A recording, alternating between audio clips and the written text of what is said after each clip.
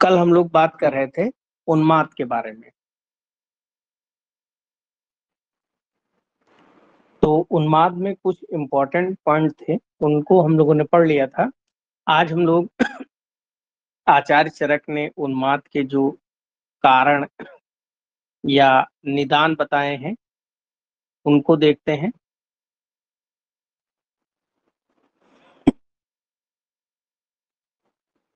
तो कारण में एक तो पॉइंट वाइज लिख लीजिए, विरुद्ध, दुष्ट, असुचि,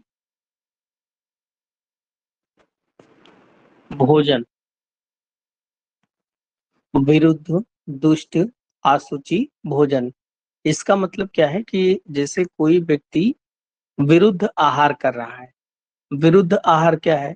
विरुद्ध आहार जैसे दूध में नमक मिला के खाना, तो ये विरुद्ध आहार हो गया। ऐसे ही रात में दही खाना, ये विरुद्ध आहार है।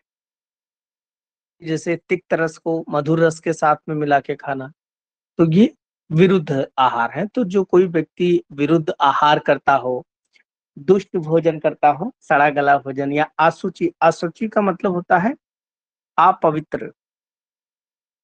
अपवित्र यानी कि भोजन सड़ गया है फिर उसको खाना, तो ये कारण होगा उन्माद का। इसके अलावा प्राघर्षण,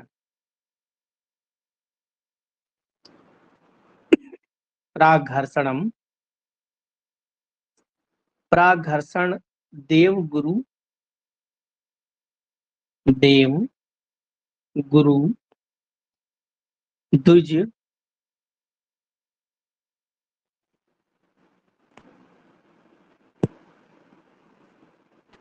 प्राघर्षण। प्राघर्षण का मतलब है यहाँ पर अपमान करना। प्राघर्षण का यहाँ मतलब है अपमान करने से। और किसका अपमान कर रहा है व्यक्ति? तो अपने देवता का,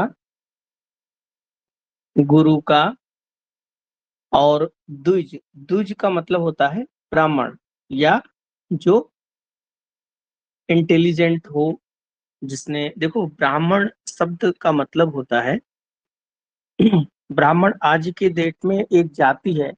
पहले द्विज उसे कहा जाता था जिसको अपने कुल में, जिस कुल में वो पैदा होता है उसके लक्षण, और साथ ही साथ में जब वो शिक्षा प्राप्त कर लेता था और किसी भी विशेष फील्ड में वो पारंगत हो जाता था, तो वो भी द्विज कहलाता था। जैसे कोई एक व्यक्ति जो, सोचो, ब्राह्मण ना हो, किसी अन्य कास्ट का हो, और वो आयुर्वेद पढ़ ले या मेडिकल लाइन की पढ़ाई पढ़ ले, और उसके बाद में फिर वो विद्वान हो जाए, मेडिकल डॉक्टर बन जाए। डॉक्टर बनने के बाद में वो भी द्विज कहलाता था उस समय। द्विज का मतलब दो दो चीजों का पारंगत, एक तो अपने कुल का वो है ही है, और दूसरा उसका कुल क्या हो गया, डॉक्टरों की जो बिरादरी।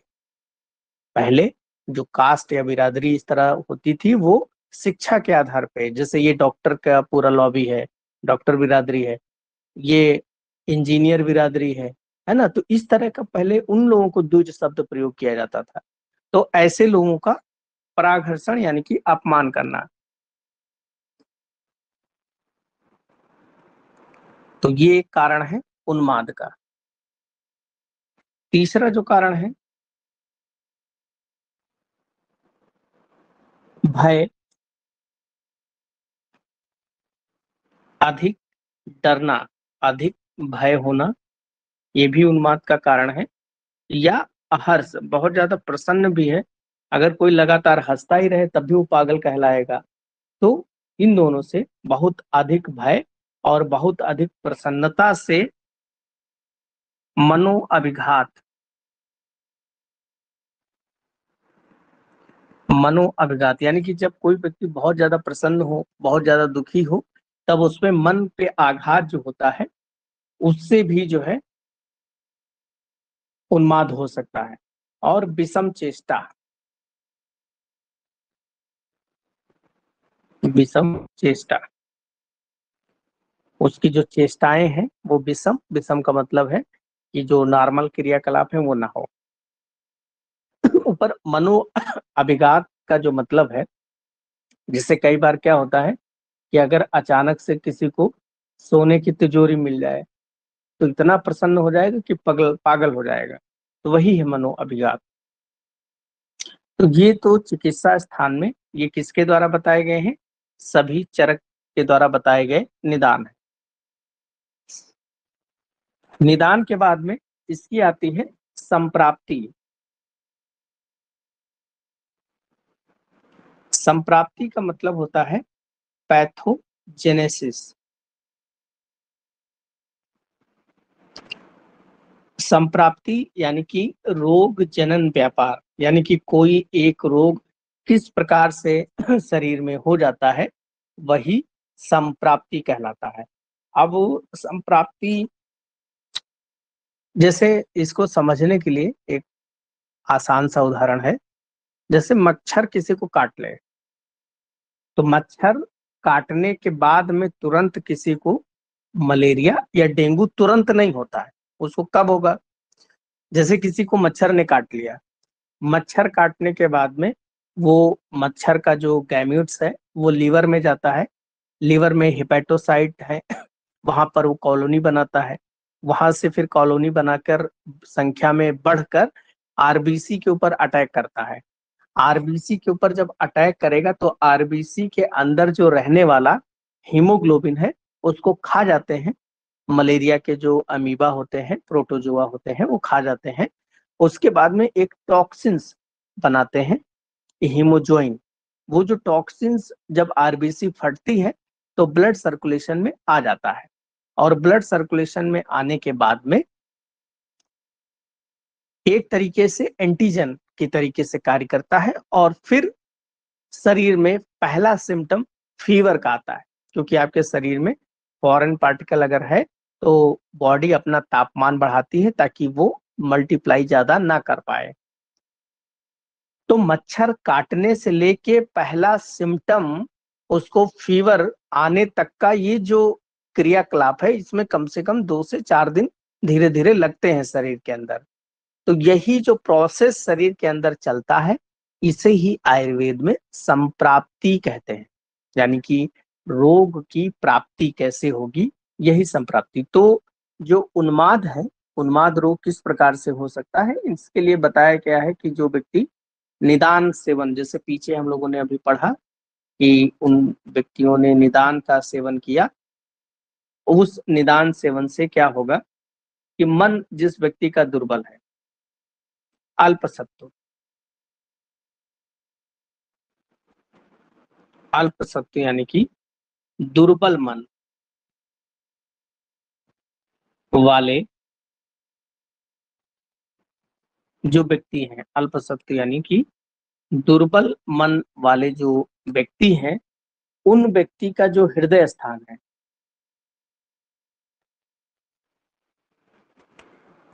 वाले व्यक्तियों का हृदय बुद्धि के निवास स्थान, बुद्धि के निवास स्थान हृदय को दूषित करते हैं।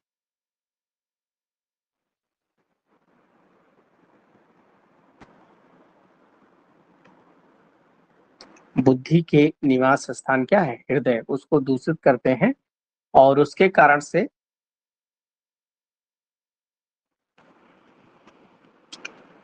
जो मनोवाही स्रोतस हैं, मनोवाही स्रोतस दुष्ट हो जाते हैं,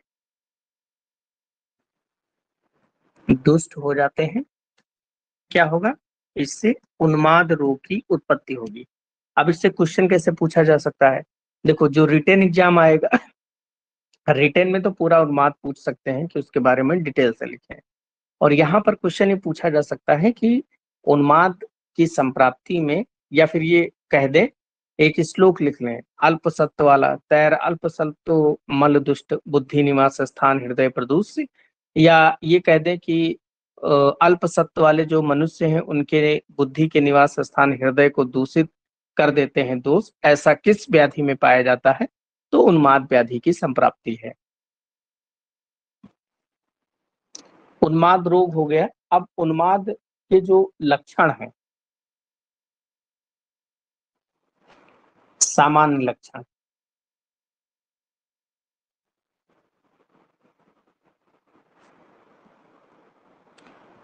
तो उन्माद व्याधि के जो सामान्य लक्षण हैं, इसमें क्या क्या चीजें होंगी, इसका श्लोक ही लिख देखते हैं। धी विभ्रम,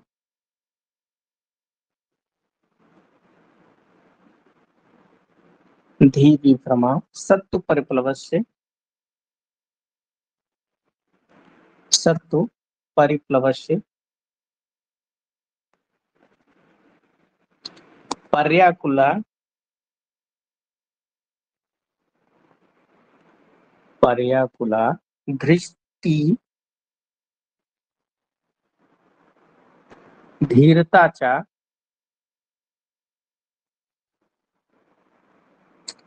फिर है अबद्ध वाक्यत्व,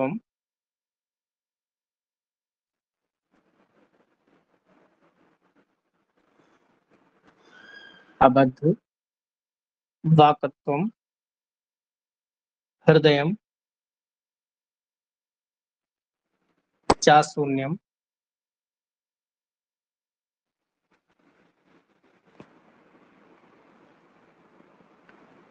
सामान्यम, उन्माद गदस्य,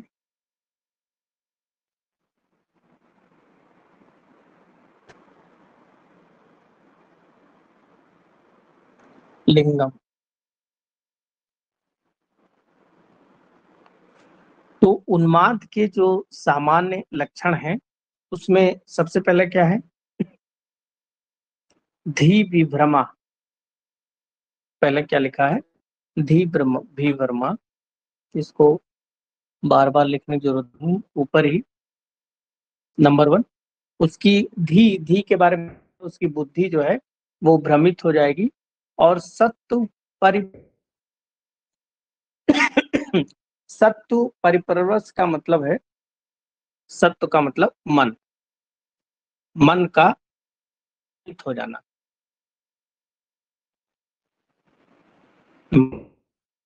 दूसरा लक्षण है। तीसरा है पर्याकुल्या,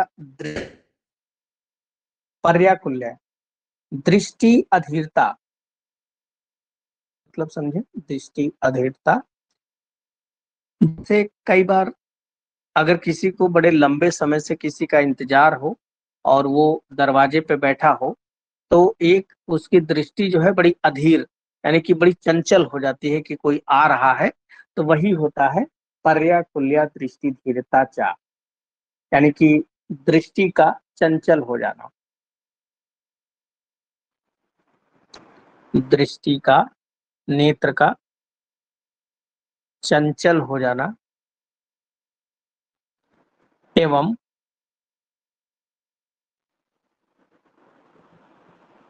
अपने विषय को ग्रहण न करना, यानी कि दृष्टि का काम है देखना, वो उसको देख नहीं पा रहा है। फिर उसके आगे है अबद्ध वाक्यत्वम, अबद्ध वाक्य मतलब, अबद्ध मतलब बिना मतलब का,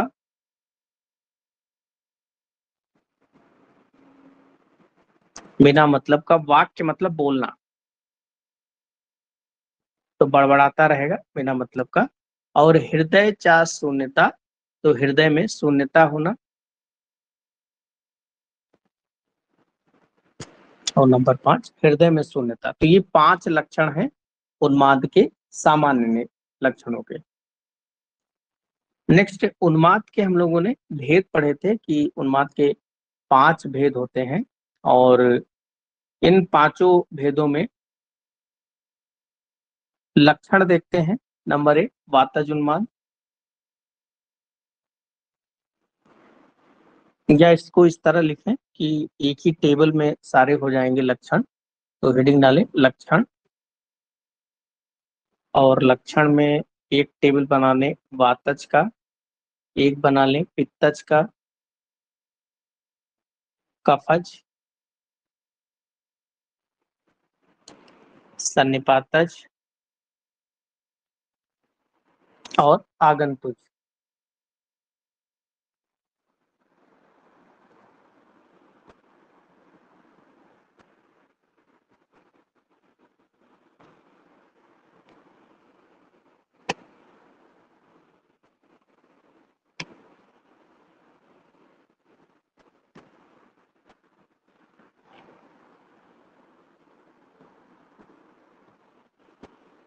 वातज उन्माद जो है इसके लक्षण में देखें, नंबर 1,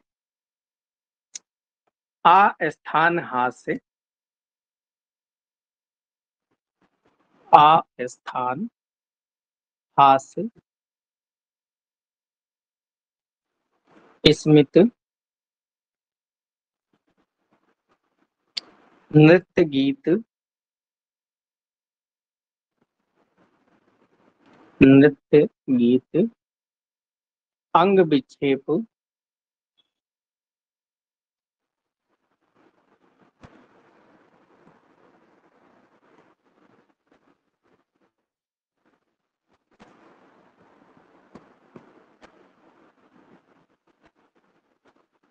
अंग विक्षेप,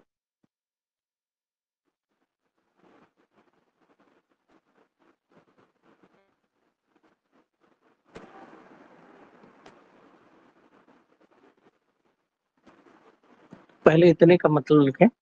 अस्थान हास्य यानी कि अगर किसी व्यक्ति को वातज उन्माद हो जाएगा तो वो बिना समय, बिना समय और स्थान के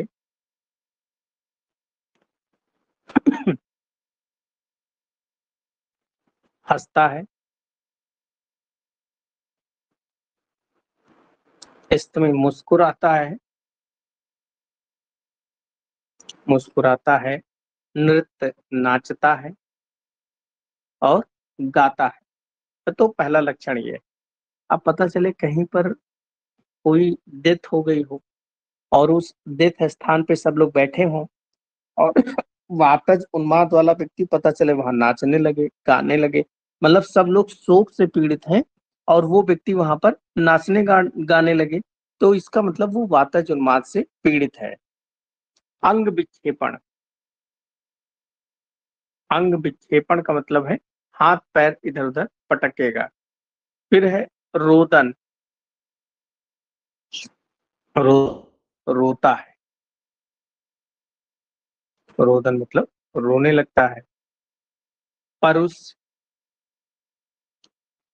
परुष मतलब उसका शरीर जो है बड़ा कठोर लगेगा। कार्स, कार्स मतलब वो व्यक्ति दुबला पतला लगे। अरुण, अरुण का मतलब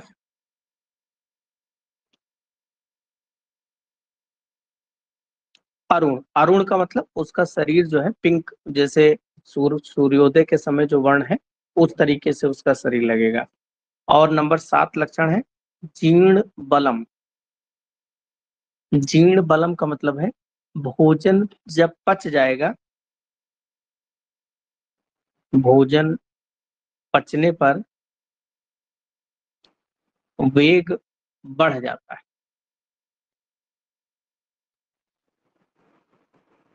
पता चलेगा भोजन जब पच गया है तो वातज उन्माद का जो वेग है वो बढ़ जाएगा। तो वातज उन्माद के लक्षण में अस्थान हास्य स्मित नृत्य गीत, बिना समय और स्थान के ही नाचता गाजता रहेगा। अंग विक्षेपण, अंगों को इधर उधर फेंकेगा। पारुष, शरीर उसका कठोर लगेगा, खुरदुरा लगेगा। कार्स, दुबला रहेगा। अरुण वर्ण का उसका शरीर हो जाएगा। और जीर्ण बलम, भोजन के पचने पर वातज उन्माद का वेग बढ़ जाएगा। दूसरा अगर पित्तज उन्माद देखें तो पित्तज उन्माद में इसके लक्षण में आमर्ष, आमर्ष का मतलब होता है असहनशीलता, असहनशीलता। पता लगे आपने थोड़ा सा उससे मजाक किया और वो उस मजाक को सहन नहीं कर पाया। असहनशीलता।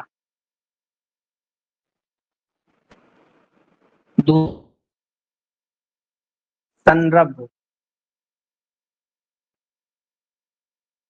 संरभ, संरभ मतलब नेत्रों का लाल होना, नेत्रों का वर्ण होना, ये कहलाएगा संरभ।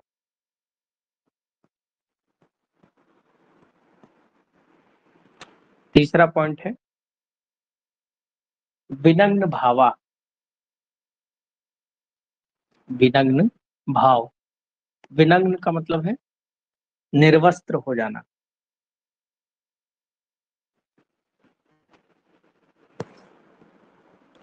पता चले मार्केट घूमने गया और वहीं पर कपड़े उपड़े उतार के फेंक देगा, तो उन्माद से ग्रसित है।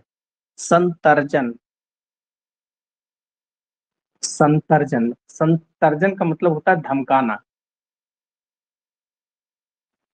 दूसरे को धमकी देगा कि तुम्हें जान से मार देंगे, ये कर देंगे, इस तरह की धमकी देगा। अभिद्रवण।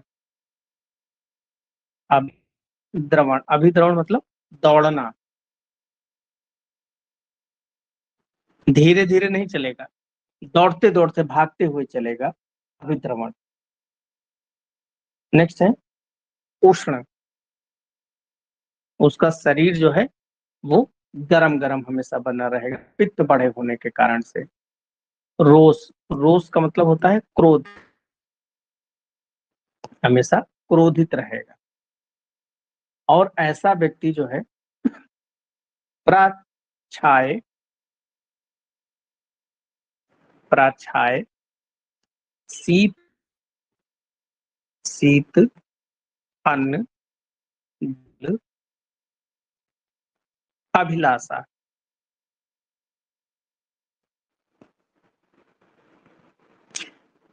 तो ये व्यक्ति शीतल अन्न जल की अभिलाषा करता है।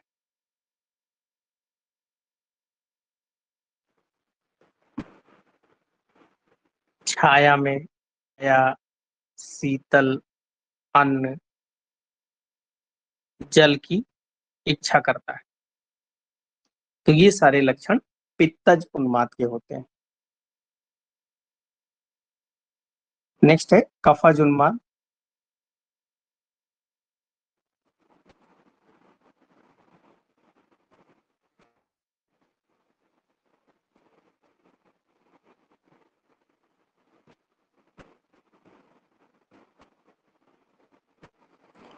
कफज उन्माद के लक्षण देखें तो यहाँ पर आपको मिलेगा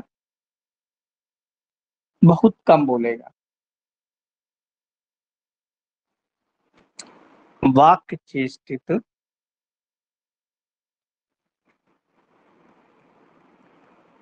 वाक्य चेष्टितम, मंद यानी कि बहुत कम बोलता है ऐसा व्यक्ति। और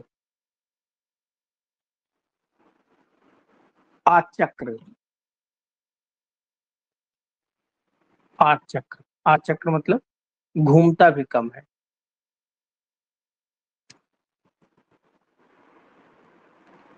ना घूमने वाला,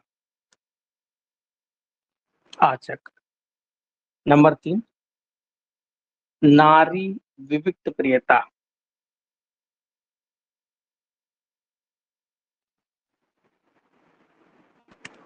विविक्त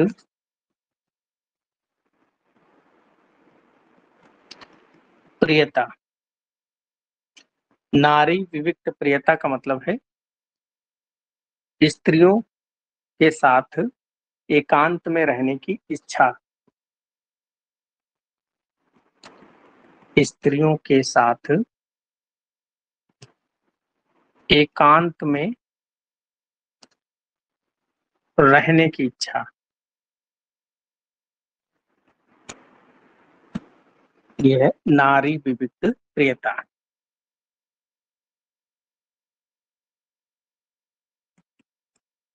इस व्यक्ति को नींद बहुत जाती निद्रा, छर्दी, उल्टी बहुत होती है, लाला स्राव, मुंह से लार टपकती है ऐसे व्यक्ति के, जो कफज उन्माद से ग्रसित होगा। और बलम चा भुक्तवा। बलम चा भुक्त यानी कि खाने के बाद, खाने के बाद उन्माद का वेग। खाना खा लेगा, उसके बाद में उस व्यक्ति का उन्माद का वेग बढ़ जाएगा। देखो अब ये तीनों प्रकार के जो उन्माद हैं, अब देखो, अब आप लोगों को लिखने में और ऑप्शन टिक करने का मैं तरीका बताता हूँ कि कैसे जो है, आप अगर इन तीनों में से किसी प्रकार का उन्माद आ जाए, तो लक्षण अगर लिखे होंगे तो आप कैसे पहचान पाओगे कि ये किसका है। देखो, जब मैंने पहला लेक्चर आपको पढ़ाया था, वात पित्त कफ, तो वात पित्त कफ के मैंने कुछ लक्षण बताए थे कि वात वाला बड़ा चंचल प्रवृत्ति का होगा, क्योंकि वायु जब चलती है, यानी कि आपका नर्वस सिस्टम इधर उधर जब होता है, तो ये अब वातज वाले देखिए, चलने फिरने वाला, गाने वाला, नाचने वाला, हाथ पैर पटकने वाला, ये सारे लक्षण आपको मिलेंगे, तो आसानी से आप टिक कर सकते हैं। पित्तज वाले मैंने लक्षण बताए थे कि वो पित्त मतलब कोई चीज जो है क्रोधित वाला जो सिम्टम होंगे, जैसे वो क्रोध है, कोई चीज सहन नहीं कर, आंखें लाल हैं, यानी कि पित्त की जो उष्णता है उसके कारण से कोई इतनी उष्णता होगी, कपड़े उपड़े उतार के फेंक देगा, वो दूसरे को मारने के लिए दौड़ेगा, ये सारे, और हमेशा छाया में रहे और शीतल अन्न जलपान की इच्छा करेगा। कफज वाले में देखिए, सारे जो कफ के सिम्टम क्या है, बहुत ही कम हो जाना, माइल्ड, कोई भी सिम्टम जो होते हैं वो बहुत ही एकदम आलसी, एकदम महा आलसी कर देता है। तो वो वाक्य चेष्टा मंद, मतलब बहुत धीरे बोलेगा, घूमेगा नहीं इधर उधर, नारी स्त्री के साथ में अकेले रहने की इच्छा करेगी, निद्रा, सोता रहेगा, और कफ के कारण से उसे उल्टी भी हो जाएगी। छर्दी मतलब उल्टी होना, काला स्राव, मुंह से जो है लार टपकती रहेगी, और बलम च भुक्त, क्योंकि खाने के तुरंत बाद, अब याद करें, जब मैंने आपको पढ़ाया था अवस्था पाक में तीन अवस्था पाक, मधुर, अम्ल और कटु अवस्था पाक, तो बताया था कि मधुर अवस्था पाक में जब खाना खाते हैं तो उसके बाद में कफ की वृद्धि होती है, तो खाने के बाद कफ वृद्धि होगा, इसीलिए कफज उन्माद भी बढ़ जाएगा। तो ये लक्षण कैसे हुए कफज के। तो ये तीनों लक्षण में अगर आपके दिमाग में केवल वात पित्त और कफ जो है चल जाए, यार ये लक्षण तो वात का ही हो सकता है, जैसे अंग विक्षेपण, हाथ पैर पटकना। अब हाथ पैर पटकना, जब वायु ही इधर उधर नर्वस सिस्टम में ही कोई गड़बड़ी होगी तभी वो पटकेगा, वो पित्त और कफ में नहीं मिलेगा, तो आपका दिमाग चल जाएगा, आप आंसर सही टिक कर ले जाओगे। नेक्स्ट है सन्निपातज उन्माद। अगर देखें तो सन्निपातज उन्माद बहुत भयंकर हो, अति घोर, अति घोर मतलब बहुत ही भयंकर, और सभी प्रकार के हेतुओं से प्रकोपित होता है, और इसमें दूसरा इंपॉर्टेंट पॉइंट है विरुद्ध भैषज, विरुद्ध भैषज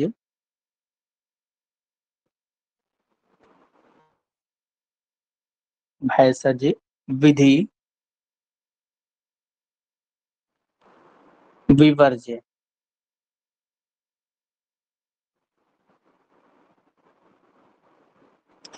विरुद्ध भैषज विधि विवर्ज्य, इसका मतलब समझे। एक तो ये विरुद्ध भैषज का मतलब होता है कि यहाँ चिकित्सा विरुद्ध होती है, चिकित्सा विरुद्ध हो जाती है। इसका क्या मतलब हुआ, चिकित्सा कैसे विरुद्ध, जैसे यहाँ पर सन्निपातज का मतलब होता है तीनों दोष का प्रकोप होना, वो सन्निपातज है। अब पता चले तीनों दोष प्रकोपित हैं, बढ़े हुए हैं, अब आप चिकित्सा करिए वात की। वात की चिकित्सा करने के लिए आपको मधुर औषधियां, स्निग्ध, उष्ण, ये सारी चीजें आपको प्रयोग करनी पड़ेंगी। लेकिन जब ये आप चिकित्सा करेंगे तो मधुर चीज क्या करेगा, कफ को बढ़ा देगा। पता चलेगा कि आप तीनों दोष की जब चिकित्सा करने बैठे हैं, एक दोष की चिकित्सा आप कर ले रहे हैं तो दूसरा दोष बढ़ जा रहा है, कि अब दूसरा दोष बढ़ेगा तो उन्माद उसकी तरीके से हो जाएगा।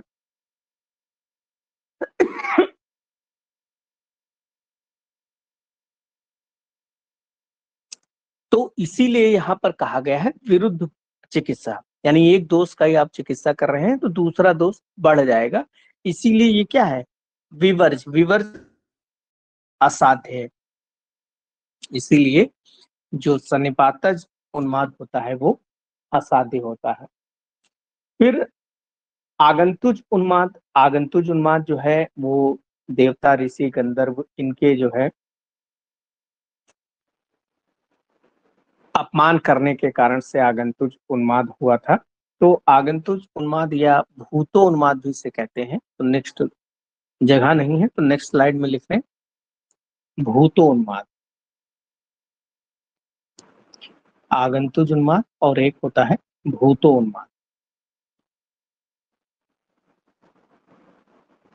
भूत उन्माद जो होता है ये,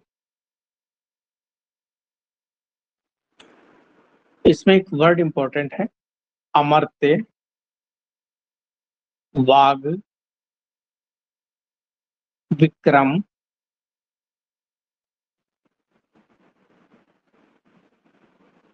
वीर्य और चेष्टा, ज्ञान आदि विज्ञान बल, ज्ञान आदि विज्ञान बल आदि। तो अमर्त्य, वाग, वाग का मतलब होता है वाणी या वचन, और विक्रम का मतलब होता है उसकी शक्ति या पराक्रम।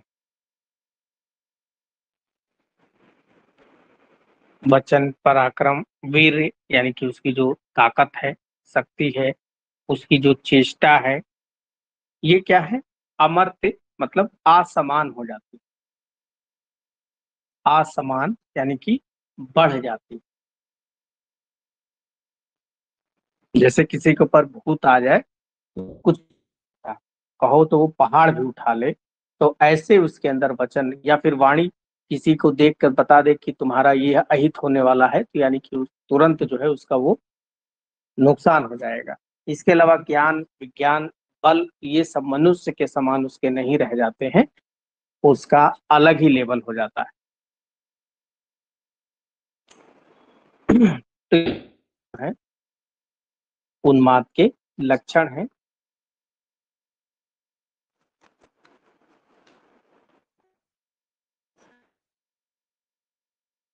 चिकित्सा में जो ड्रग्स के बारे में लिखा दिया गया था उतने से ही आपका काम चल जाएगा। नेक्स्ट चैप्टर है अपस्मार।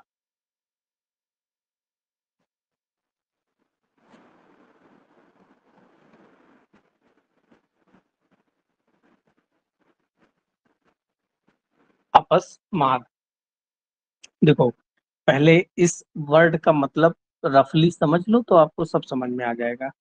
यहाँ दो वर्ड हैं, एक है अप, एक है स्मार। स्मार यानी कि स्मृति, और अप का मतलब होता है अपगत यानी कि नष्ट होना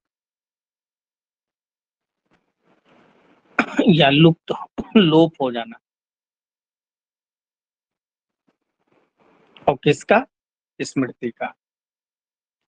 तो आप अपस्मार क्या होता है, अपस्मार यानी कि स्मृति का नष्ट हो जाना अपस्मार कहलाता है। देखो पीछे मैंने उन्माद जब पढ़ाया था, दोनों में डिफरेंस क्या है।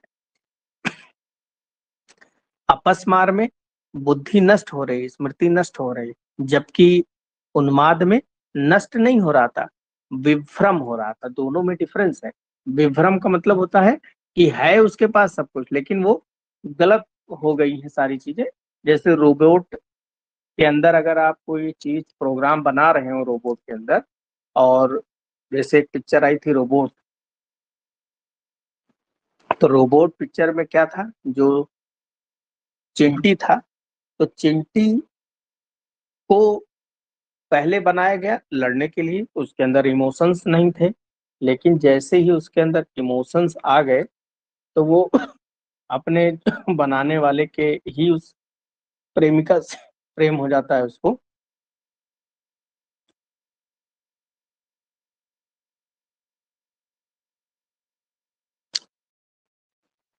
तो वो क्या काम करने लगता है, डिस्ट्रक्टिव काम करने लगता है, यानी कि नष्ट करने वाली काम करने लगता है। उसके पहले वो कैसे काम करता है, उसके पहले उसको बनाया गया था कि वो जो है देश की रक्षा करेगा, सैनिक वैनिक बना दिया जाएगा।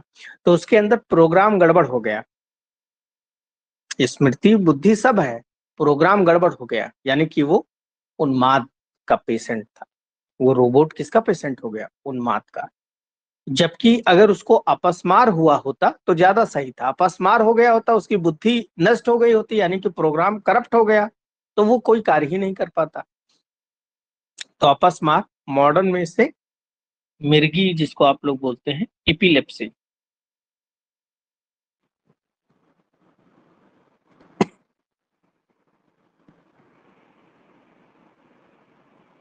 एपिलेप्सी।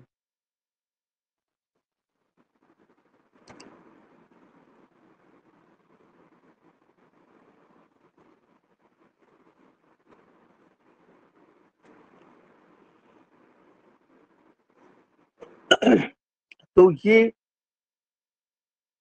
अपस्मार के जो सबसे पहले हम लोग इसमें जो इम्पोर्टेंट बातें हैं वो लिख लेते हैं। जैसे सुश्रुत ने अपस्मार को महाव्याधि कहा है।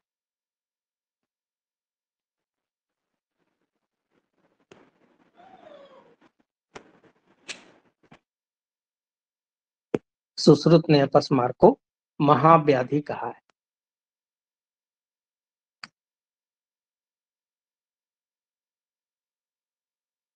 तो सुश्रुत ने अपस्मार को महाव्याधि कहा है। नेक्स्ट पॉइंट लिखें। अपगत स्मृति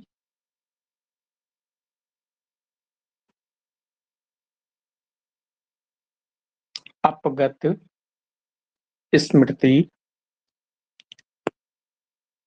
अपस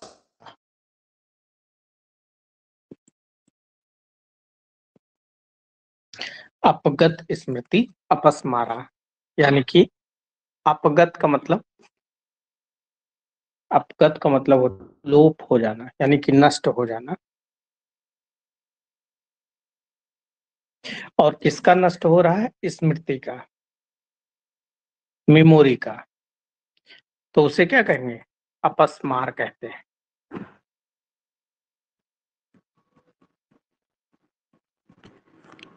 तो स्मृति का नष्ट होना अपस्मार कहते हैं। अब जैसे किसी को मिर्गी जब आती है, मिर्गी का दौरा पड़ता है, तो उतने टाइम तक उस व्यक्ति को कुछ एहसास नहीं होता है कि उसे क्या हो गया। जब उसका मिर्गी का दौरा ठीक होता है, जब होश आता है, तो उसको ये बिल्कुल नहीं पता होता है कि उसके साथ क्या हुआ। तो वही चीज चरक ने बताई कि अपगत स्मृति, यानी कि उसकी मेमोरी के लिए नष्ट हो जाती है। नेक्स्ट है अपस्मार के।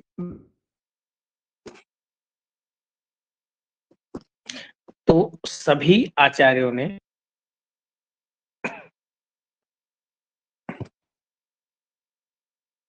मार के वातज, पित्तज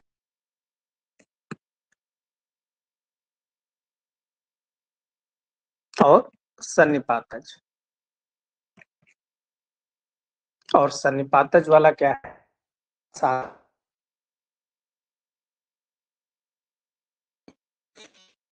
सन्निपातज वाला असाध्य है।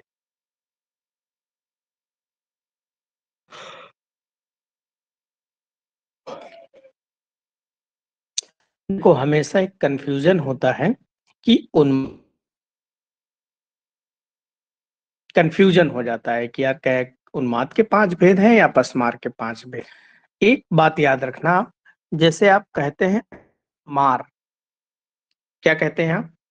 अपस मार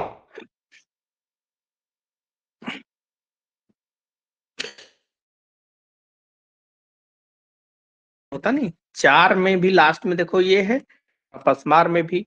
तो इसका मतलब अपस्मार के, ये दिमाग में बैठा लो, क्योंकि ये भेद वाला क्वेश्चन बड़ा गड़बड़ हो जाता है। अपस्मार में भी जैसे 4 अपस्मार, एक ही जैसा प्रोनाउंसिएशन इसका। अपस्मार के 4 भेद हैं और उन्माद के 5 भेद हैं। फिर इसकी एक चिकित्सा लिखें। जो इम्पोर्टेंट पॉइंट है वो हम लोग पहले लिख लें। चिकित्सा में अपस्मार की चिकित्सा में हम तीक्ष्ण संशोधन करते हैं और हम उपशमन चिकित्सा करते हैं दोषों को शांत करने के लिए। इसके अलावा जो चिकित्सा सिद्धांत है, वातज अपस्मार में हम लोग बस्ती प्रयोग करते हैं, जबकि पीछे हम लोगों ने देखा था कि वातज उन्माद में हम स्नेहपान कराते थे, स्नेहन करते थे, और यहाँ पर बस्ती का प्रयोग कराते हैं। बाकी पित्तज अपस्मार में विरेचन कराते हैं और कफज अपस्मार में वमन कराते हैं। तो बाकी पित्तज और कफज की जो ट्रीटमेंट है वो एक जैसा ही है।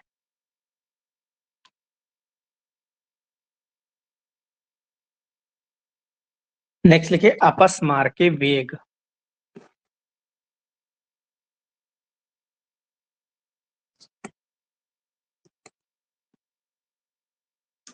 अपस्मार के वेग।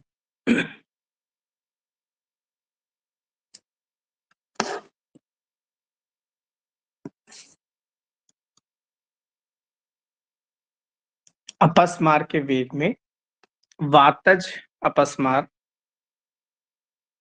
वातज अपस्मार 12-12 दिन, यानी कि 12-12 दिन के बाद में इसके झटके आएंगे, मिर्गी के दौरे आएंगे। और जो पित्तज वाला है, पित्तज वाले में 15-15 दिन पर, और कफज में 1-1 मास पर दौरे आते हैं।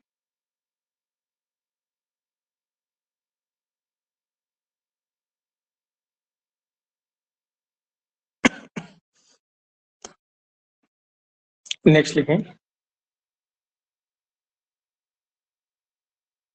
कपिल वर्ण की गाय का मूत्र से नावन, नावन मतलब नस से हितकारी है।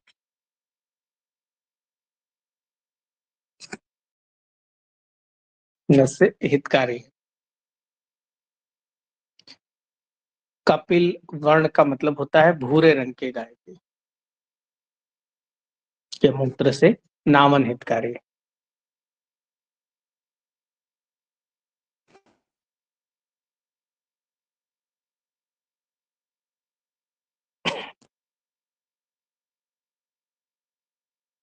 में संग्रह किए गए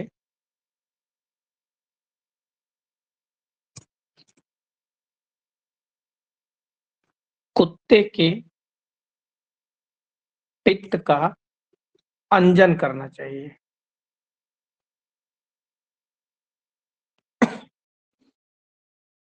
कुत्ते के पित्त का अंजन करना चाहिए।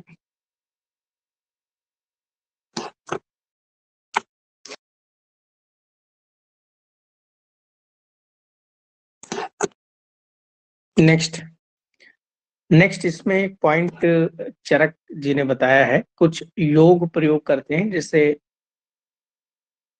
ब्रह्मा को गाय से बचाओ, ब्रह्मा को गाय से बचाओ। जैसे पीछे उन्माद में हम लोगों ने पढ़ा था, लसून सिद्ध होकर लसून सिद्ध होकर पिशाच का आगे कुछ था तो वो करते हैं, और यहाँ पर से बचाओ, लसून सिद्ध होकर पिशाच का कल्याण करते हैं। ये हम लोगों ने फार्मूला बनाया था। और यहाँ पर क्या है कि ब्रह्मा को गाय से बचाओ, ब्रह्मा से हो जाएगा ब्राह्मी घृत, गाय से पंचगव्य घृत,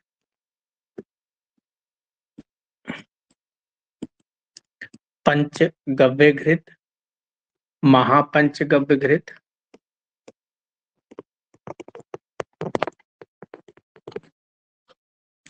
और वचा से बचाव से वचादि घृत, वचादि घृत।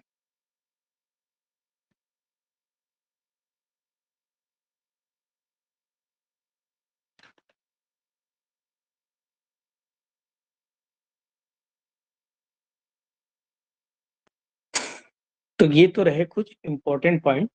अब हम लोग अपस्मार में लक्षण वगैरह क्या है डिटेल से उसको पढ़ लेते हैं।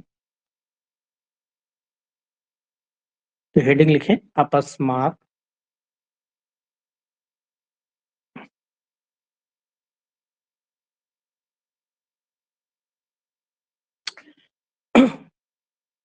इसमें एक श्लोक है, तमः प्रवेशः, तमः प्रवेशम वीभत्स चेष्टा,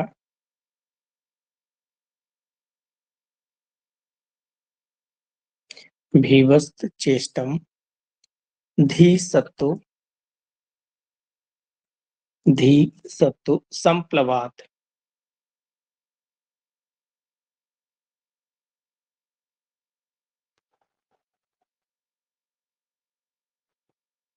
धी सत्तु संप्लवात।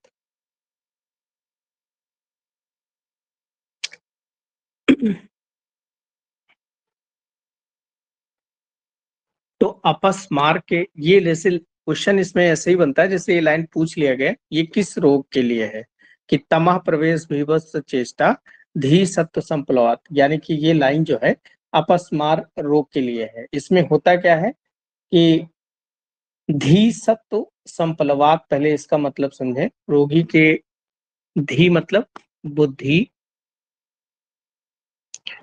और सत्व मतलब मन, और संप्लवात का मतलब होता है नष्ट हो जाना या विकृत हो जाना, विकृत होना। तो बुद्धि मन विकृत होने से क्या होगा, वो व्यक्ति नेत्रों के सामने, तमः प्रवेश मतलब नेत्रों के सामने अंधकार का दिखाई देना, अंधकार हो जाना, और भीभत्स चेष्टा, भीभत्स चेष्टा का मतलब है भयंकर चेष्टाएं करता है, भयंकर चेष्टाएं करना। तो ये अपस्मार के सामान्य लक्षण भी होगा। क्या लक्षण होगा, अब इसको आप लिख लेना कि बुद्धि और मन के विकृत हो जाने से आंखों के सामने अंधकार छा जाना और भयंकर चेष्टाएं करता है, ऐसा व्यक्ति जिसको अपस्मार यानी कि मिर्गी का दौरा आने वाला होता है।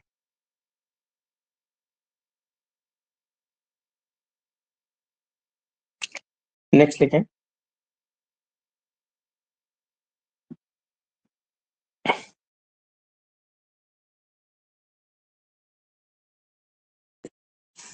अब इसकी भी संप्राप्ति लिख लें।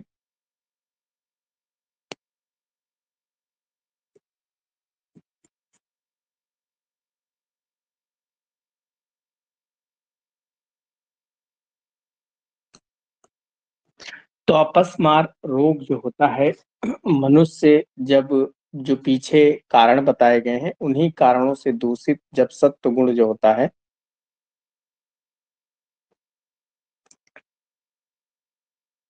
सत्व गुण रज और तम से दुर्बल हो जाए, सत्व और रज और तम से दुर्बल हो जाए, यानी कि रज और तम बढ़ गए हैं, साथ ही साथ में हृदय जो है वात आदि दोषों से अवरुद्ध कर दिया, वात आदि दोषों से आवृत हो जाए, यानी कि वात आदि दोष चारों तरफ से घेर लें। हृदय वात आदि दोष से चारों तरफ से आवृत हो जाए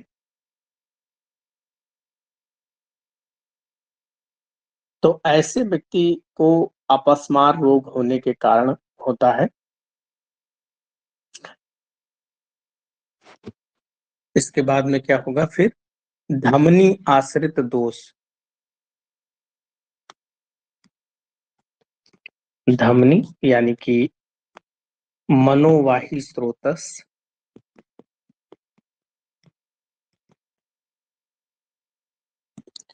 में फैले दोष हृदय को दूषित कर देते हैं।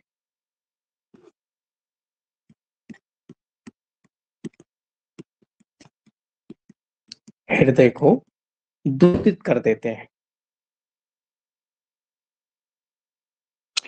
अब हृदय अगर दूषित हो जाएगा तो मनुष्य का ज्ञान जो है शून्य हो जाता है। मनुष्य का ज्ञान शून्य हो जाता है।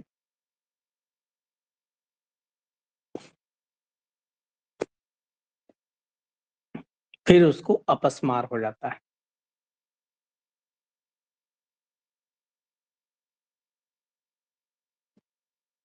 उसको अपस्मार हो जाता है। अब देखो इसमें क्वेश्चन कैसे पूछा जाएगा। क्वेश्चन पूछा जाएगा कि अपस्मार में किन दोष बढ़ जाते हैं। तो यहाँ पर रज और तम बढ़ता है, मानसिक दोष, और वात पित्त कफ शारीरिक दोष ये बढ़ जाते हैं। इसके अलावा इसमें धमनी आश्रित दोष कहा गया है।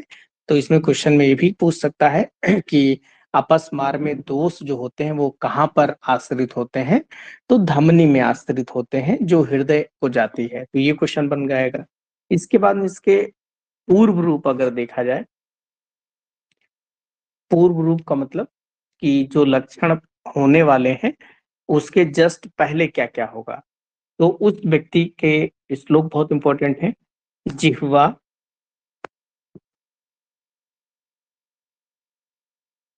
जिह्वा, अक्षी, भ्रू, भ्रू मतलब भौहें,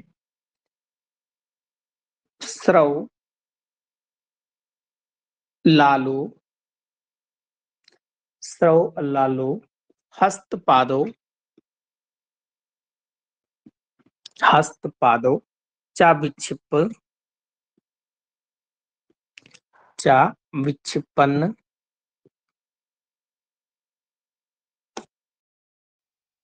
दोष वेगे, विगते, सुप्तवत,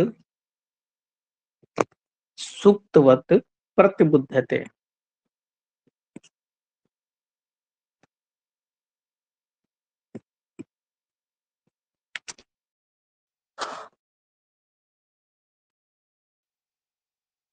सुप्तवत प्रतिबुद्धते, इसका मतलब समझे कि जिह्वा, अक्षी, भ्रू, स्रा लल्लाओ, हस्त पादो च विक्षपन्नम।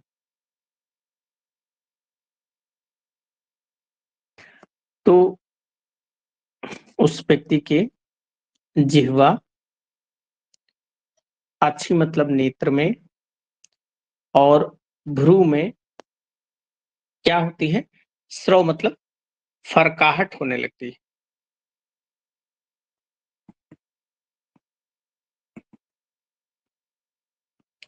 मतलब उस व्यक्ति के जैसे किसी के जीभ फड़कने लगती है, क्योंकि जिसको मिर्गी आने वाली होती है वो जब व्यक्ति गिरता है तो उसकी जीभ जो होती है वो दांत से कट जाती है। आप जब भी किसी पेशेंट को जिसको मिर्गी आ रही है उसको देखिए, उसकी जीभ बाहर होगी और वो जीभ दांत से कट भी लगती है, मुंह से झाग आता है। देखो दो तरीके के अभी जब हम लोग पढ़ेंगे, एक शब्द है योसा अपस्मार, अभी ये भी पढ़ेंगे। अपस्मार, योसा का मतलब होता है स्त्री, अपस्मार मतलब स्त्रियों को जब अपस्मार आए। ये असली वाला अपस्मार नहीं है, ये वो वाला अपस्मार है जैसे लड़की गई ससुराल, अब ससुराल में देखा, अरे बाप रे बाप, 20 लोगों का खाना बनाना है, बर्तन धुलना है, झाड़ू पोछा करना है। मतलब वो तो एक नौकरानी ले आए। तो एक दो दिन तो किया, उसके बाद में उसको क्या किया कि माथे पे रखा हाथ और सास के सामने चक्कर खा के गिर गई। और उसके बाद में हाथ पैर पटकने लगी, ऐसा लगा उसको मिर्गी का दौरा आ गया। तो रियलिटी में उसे नहीं आया। रियलिटी में ये दौरा नहीं है। रियलिटी में उसने उस काम से बचने के लिए ऐसा किया है। या फिर कभी कभी क्या होता है कि कुछ ऐसे गर्ल्स होती हैं, उनको अटेंशन नहीं मिलता है। तो उनको लगता है यार इतनी बड़ी महफिल है, मुझे कोई देख ही नहीं रहा, अटेंशन नहीं है। तो वो भी अपने आप को झटका दे देंगी कि इस तरह करेंगे तो थोड़ा सा लोग मेरी तरफ आएंगे, मुझे देखेंगे, बाद में ठीक हो जाएंगे। तो ये योसा अपस्मार सिर्फ स्त्रियों में लिखा है, आचार्यों ने स्त्रियों में होता है। सिर्फ अपनी तरफ आकर्षित करने के लिए, ध्यान आकर्षण के लिए होता है। और इसकी पहचान बताई उन्होंने कि इस रोग से ग्रसित जो योसा अपस्मार से ग्रसित स्त्री होगी, एक तो वो जब गिरेगी, जैसे अपस्मार है, अगर किसी को रियलिटी में एपिलेप्सी या मिर्गी का दौरा आएगा तो वो जब गिरेगा तो वो सीधा खड़ा खड़ा गिर जाएगा। और जो योसा पसमार की स्त्री होगी, जब वो गिरेगी तो वो पहले घुटने के बल होकर तब गिरेगी कि उसको चोट न लग जाए, अपने आप को चोट से बचाने के लिए। जबकि एपिलेप्सी वाला तो उसको पता ही नहीं रहेगा, तो गिर जाएगा, उसे चोट लगे या ना लगे। दूसरा, योप्सा अपस्मार वाली स्त्री जो होगी, उसके मुंह से झाग तो आएगा क्योंकि वो झाग निकालेगी बाहर, लेकिन जीभ उसकी बाहर नहीं होगी और ना जीभ कटेगी। ये भी है। तीसरा अंतर क्या है कि योसा अपस्मार वाली को पता रहेगा कि हम क्या कर रहे हैं, लेकिन जिसको मिर्गी का दौरा आएगा उसको नहीं पता रहेगा कि उसके साथ क्या हो रहा है। तो ये अंतर है, ये भी इंपॉर्टेंट है। तो ऐसे व्यक्ति के हाथ पैर फटकने लगते हैं। और फिर लिखा है हस्त लाला स्राव। लाला स्राव मतलब मुख से झाग आता है, मुख से झाग आना, लार टपकना। और हस्त पादो विक्षपन्नम, हाथ पैर पटकता है,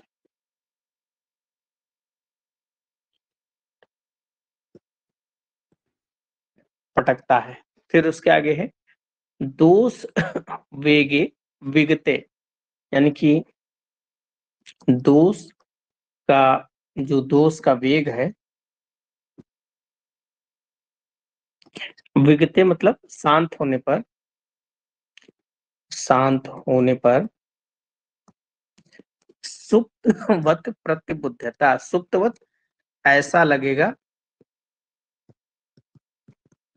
सो कर उठा है।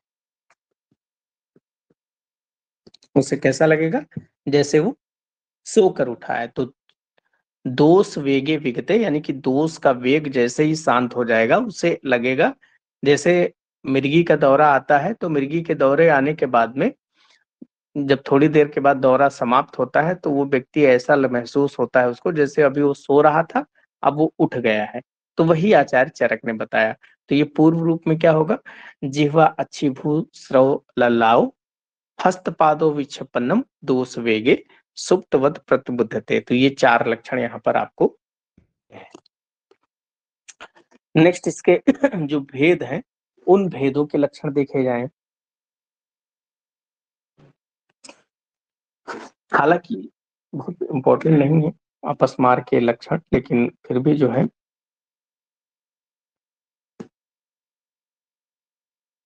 वातज, पित्तज, कफज और सन्निपातज।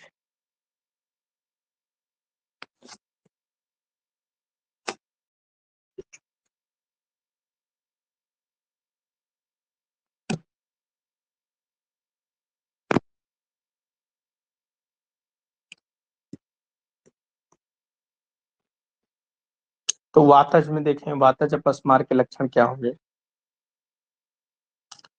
कंपते,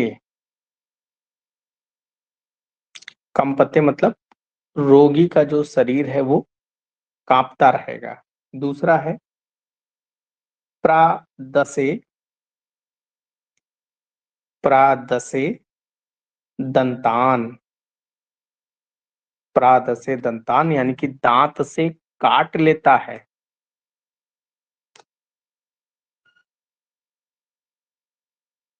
दांतों को किटकिटाना,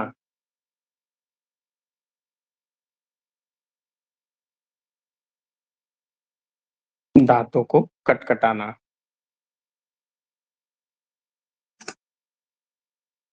तीसरा है फेनोगामी,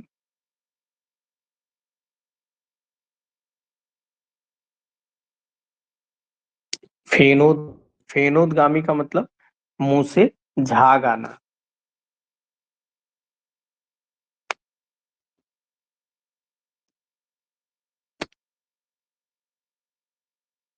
मुंह से झाग आना।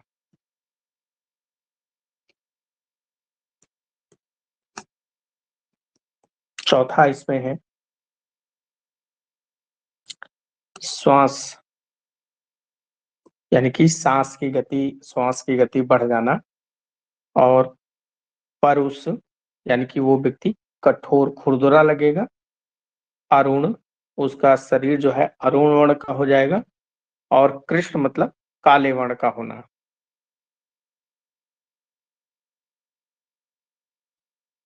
तो उस व्यक्ति परुष, अरुण और कृष्ण हो जाएगा।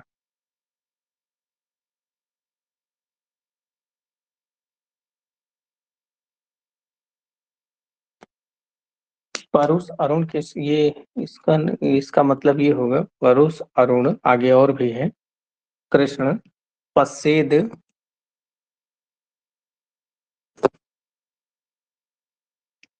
पश्चेद रूपाणी, अनिलात। अच्छा, अनिलात, अनिलात मतलब वातज, तो ये हटाए। इसका मतलब लिख लें परुष अरुण, यानी कि वो व्यक्ति, वो पुरुष लाल काले रूपों को देखता हुआ, लाल और काले रूपों को देख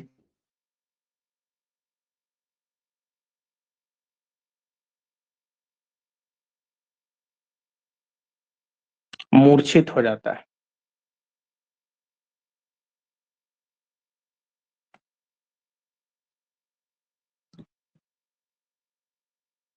मूर्छित हो जाता है, ठीक है। तो ये लक्षण मिलेंगे। पित्तज अपस्मार वाले लक्षण देखें।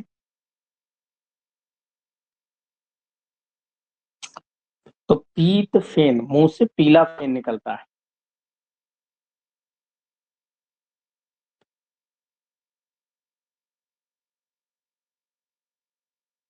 पीत फेन,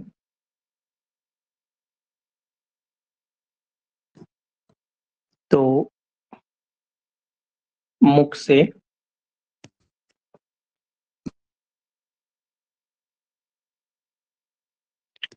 पीत फेन निकलना।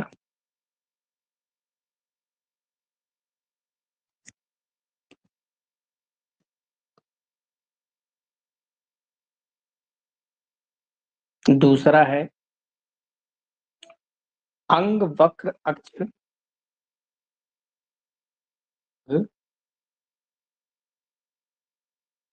वक्र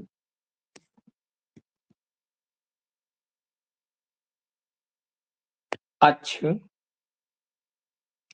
पीत, तो उस व्यक्ति के अंग,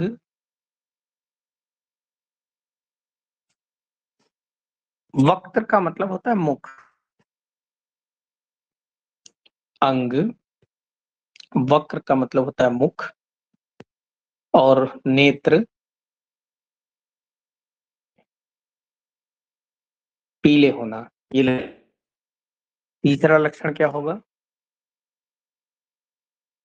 पीत असरग रूप दर्शन, असरग रूप दर्शन, यानी कि वो पीत मतलब पीला, असरक, असरक का मतलब होता है लाल रंग, रक्त, तो पीला रक्त वर्ण का रूप दर्शन करेगा। यानी कि वो जिधर भी देखेगा उधर पीला और दिखाई पड़ेगा। नेक्स्ट है तृष्णा। तृष्णा मतलब उसे बहुत ज्यादा लगेगी तृष्णा। नेक्स्ट है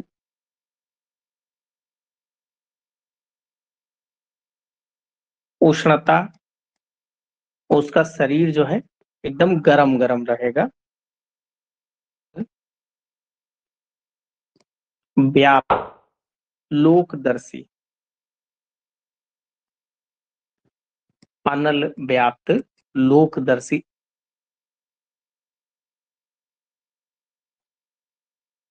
अनल का मतलब है आग लग जाना। अनल का मतलब है आग लग जाना। और व्याप्त लोकदर्शी यानी कि पूरे संपूर्ण लोक यानी कि संपूर्ण संसार में ऐसा लगेगा आग लग गई है। तो ये लक्षण जब आप देखेंगे तो आप ये समझ जाइए कि ये सारे लक्षण पित्तज के। अब देखो, अब यहाँ पर भी आपको याद करने की जरूरत नहीं है।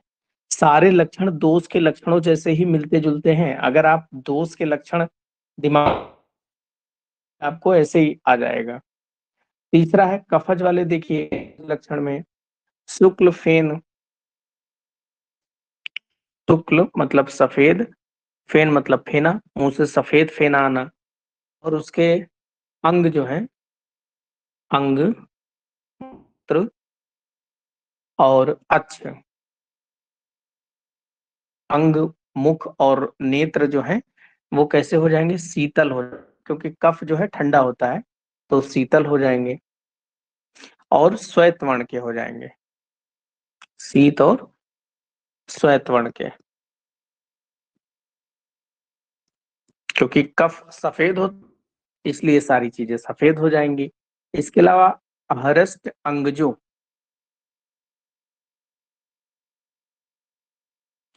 हरस्ट अंगजो,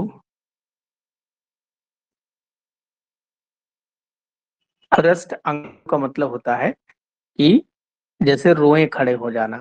जब आप कोई बात सुनते हैं तो रोए खड़े हो जाते हैं, तो इसका मतलब होता है रोमांच,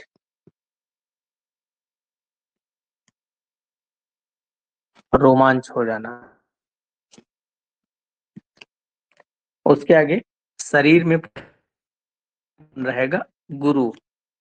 और नेक्स्ट है पश्च शुक्लानी,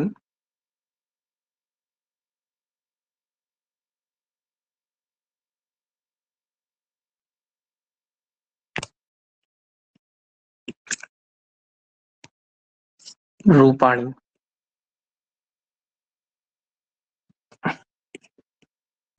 पश्च मतलब देखना, शुक्ल मतलब सफेद, रूप मतलब रूप। तो संसार में जहां भी देखेगा सब जगह सफेद ही सफेद देखेगा। तो ये लक्षण कफज के हो जाएंगे। सन्निपातज वाला असाध्य होता है और इसके लक्षण जो है वो सभी दोषों के मिले जुले लक्षण होते हैं।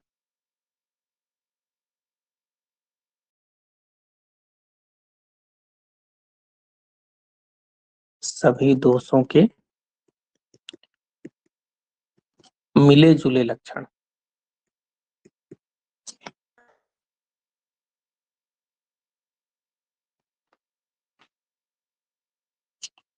तो ये पांचों प्रकार के जो उन्माद हैं के बारे में बता दिया गया।